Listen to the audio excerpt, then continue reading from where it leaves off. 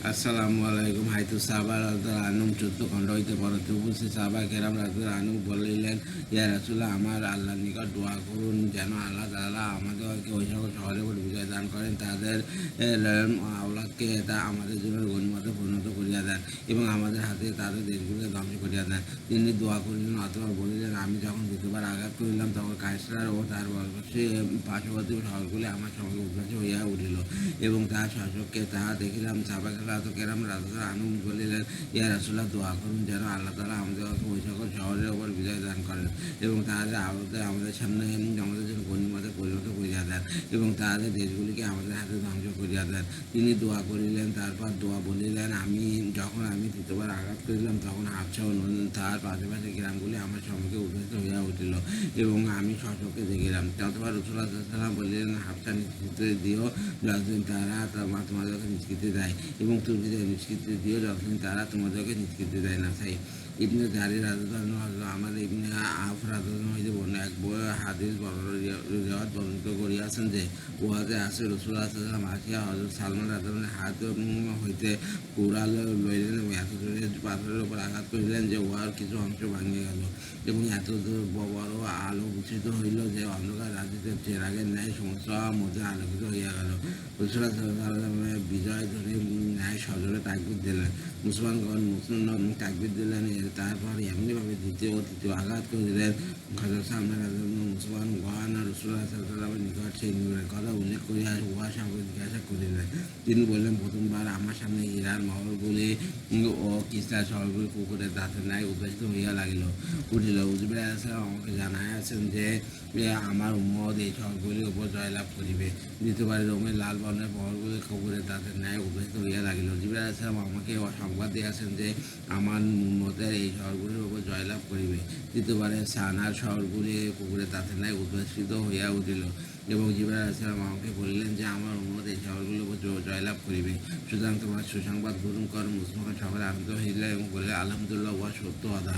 বর্ণনাকারী বলেন, যখন কাফেরদের সৈন্যদল দৃষ্টিগোচর হইল তখন মুমিনরা বলিলেন, অত উহা তাহাই যাহার অদা আল্লাহ তার রাসূল করিয়াছেন।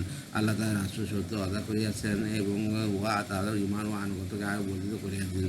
মুনাফিকরা বলিল, তিনি ইয়াসরাবে মদিনায় বসিয়া হীরার মহল ও কিসরা শহরগুলি দর্শনে এবং তোমাদের সেইগুলিকে জয়লাভের সংবাদ প্রদান করিতেছেন, অথচ তোমরা খন্দক খনন করিতেছ, অবকাশ ও যুদ্ধ করিবার ক্ষমতা তোমাদের নাই। তাদের সম্পর্কে নিম্নের আয়াত নাযিল হইয়াছে।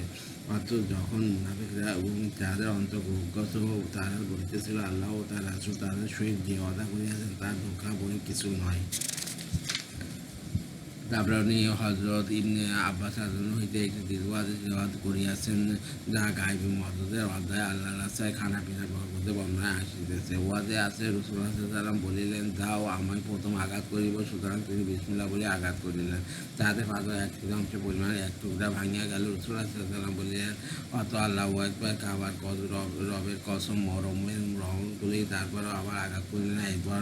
এবারও এক টুকরো ভাঙিয়া পড়িল এবং রাসূলুল্লাহ সাল্লাল্লাহু আলাইহি ওয়াসাল্লাম বলিলেন, অত আল্লাহু আকবার, কাবার রবের কসম, পারস্যের মহলগুলি। তখন মুনাফিকরা বলিল, আমরা খন্দক খনন করিতেছি আর তিনি মুহাম্মদকে রোম পারস্যের মহলের অদা করিতেছেন। সাহাবাদের বিভিন্ন উক্তি। হযরত খালিদ ইবনে ওয়ালিদ রাদিয়াল্লাহু আনহু বিষ কোনো ক্রিয়া না করা এবং তার এই উক্তি যে কোনো প্রাণী ততক্ষণ মরে না যতক্ষণ না তাহার মৃত্যুর সময় আসিবে এবং হীরাবাসী খ্রিস্টান নেতা আমর ইবনে আবদে মাসিয়া রাদিয়াল্লাহু উক্তি যে আরববাসী তোমরা যা চাইতেছ তা অবশ্যই অর্জন করিতে পারিবে যতদিন তোমাদের মধ্যে এই যুগের অর্থাৎ সাহাবাদের একজন অবশিষ্ট থাকবেন। এবং হীরাবাসীদের উদ্দেশ্যে তার এই উক্তির যে আমি অতকাল ন্যায় মনোযোগ দ্বারে উপযুক্ত অতি পরিষ্কার কোনো বিষয় আর কখনো দেখি নাই। এই সকল বিস্তারিত রেওয়াত গায়বী মদদের অধ্যায়ে আসিতেছে। গায়বী মদদ অনুসারে বর্ণনা হযরত সাবের ইবনে আকরাম রাদিয়াল্লাহু আনহু উক্তি আসিতেছে। তিনি হযরত আবু হুরায়রা রাদিয়াল্লাহু আনহুকে বলিলেন, তুমি মনে হয় শত্রুর সংখ্যা অনেক বেশি দেখিতেছ। হযরত আবু হুরায়রা রাদিয়াল্লাহু আনহু বলেন, আমি বললাম, জি হ্যাঁ। তিনি বলিলেন, তুমি বদরের যুদ্ধে আমাদের সঙ্গে উপস্থিত ছিলে না। আমরা সংখ্যাধিক্যের দ্বারা কখন জয়লাভ করি না। হযরত খালিদ ইবনে ওয়ালিদ রাদিয়াল্লাহু আনহু উক্তিও আসিতেছে। যখন কেউ বলিল, রোমীয়রা সংখ্যায় কত বেশি বা আর মুসলমানরা সংখ্যায় কত কম, তখন তিনি তাহাকে বলিলেন, রোমীয়রা কত কম, মুসলমানগণ কত বেশি। লোক সংখ্যার দ্বারা নয়, বরং আল্লাহর নুসরাত ও জয় লাভের দ্বারাই সৈন্য সংখ্যা তার দিকে প্রমাণিত হয় এবং পরাজয় ও জ্ঞানের দ্বারা সৈন্য সংখ্যা কম বলিয়া প্রমাণিত হয়। খোদার কসম, আমার মনে এই রূপ আগ্রহ জাগে যে আমি আমার প্রতিবিহীন আশঙ্কা ঘোড়ায় গঠন করি আর শত্রু সংখ্যা দ্বিগুণ হয়। হযরত আমর ইবনে আস রাদিয়াল্লাহু নিকট হযরত আবু বকর রাদিয়াল্লাহু চিঠি সম্পর্কে বর্ণনায় সামনে আসিতেছে। তিনি লিখেছেন, আম্মাবাদ, তোমার চিঠি আমার নিকট পৌঁছাইয়াছে। তুমি তাহাদের রোমীয়দের অধিক পরিমাণে সৈন্য সমাবেশের কথা লিখিয়াছ।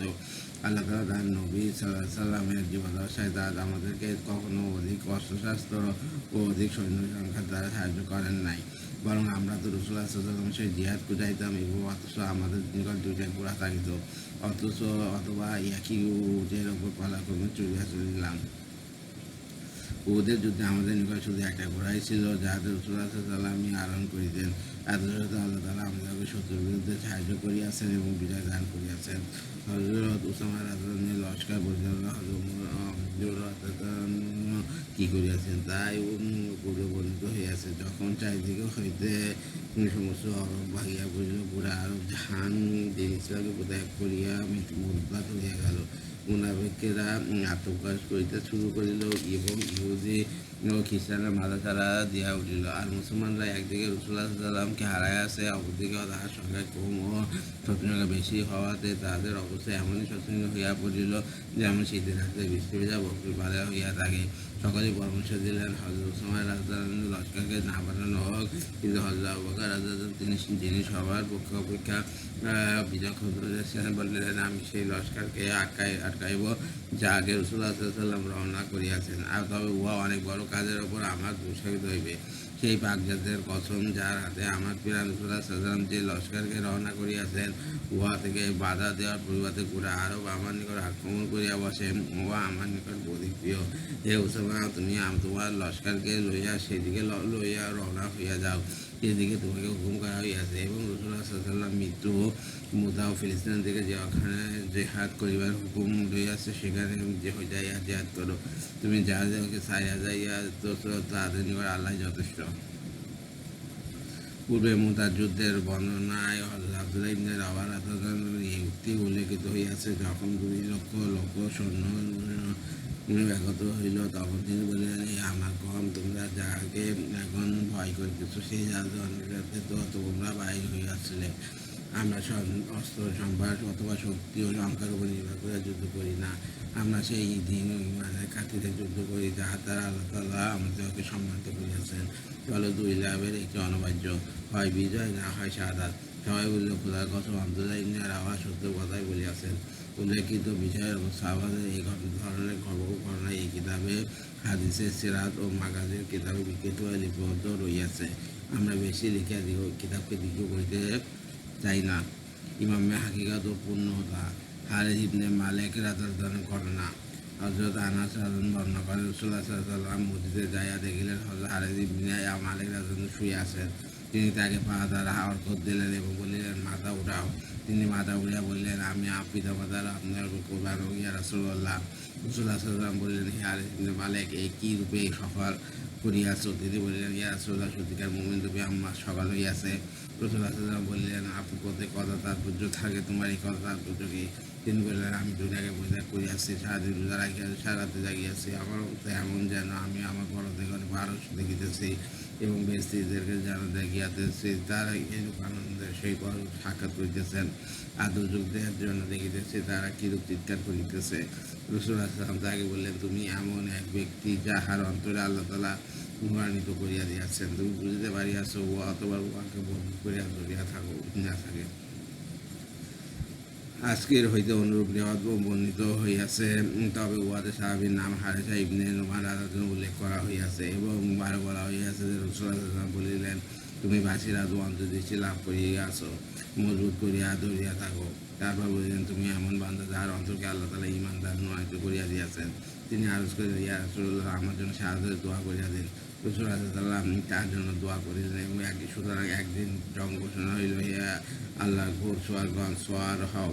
তখন দেখা গেল ঘোড়সওয়ারের মধ্যে তিনি সর্বপ্রথম ঘোড়সওয়ার ছিলেন এবং তিনি সর্বপ্রথম ঘোড়সওয়ার যিনি শহীদ হইলেন।